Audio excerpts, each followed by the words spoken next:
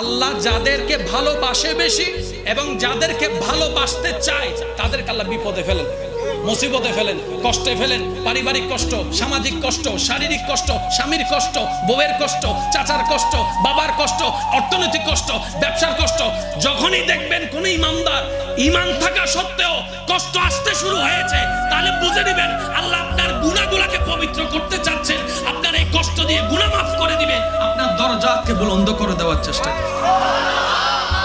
সেজন্য কোনোদিন বুঝেন না বুঝেন, পক্ষে হোক বিপক্ষে হোক, মনে করেন আপনি একটা জিনিস চাইলেন একরকম হয়েছে আরেক রকম, আপনি মনকে স্থির করে এতটুকু বলবেন, আমি যেটা চেয়েছি সেটা আমার চাওয়া, আমার তরণ, আর যেটা হয়েছে সেটা আল্লাহর চাওয়া। সুতরাং বান্দা হিসেবে আল্লাহর চাওয়ার উপর সন্তুষ্টি থাকায় বান্দার কাজ। আমার মন মতো হোক না হোক, আমার আল্লাহ যেমন চেয়েছেন তেমন হয়েছে। আর একটু জোরে বলা যাবে সুবহানাল্লাহ। জীবন নিয়ে কোনো আপত্তি, জোরে আজকে বলেন একটু জোরে বলেন, জীবন নিয়ে কোনো আপত্তি, জীবন নিয়ে কোনো আফসোস, জীবন নিয়ে কোনো দুঃখ, আল্লাহ যেভাবে রেখে খুশি আমরা সেভাবে আজকে থেকে খুশি।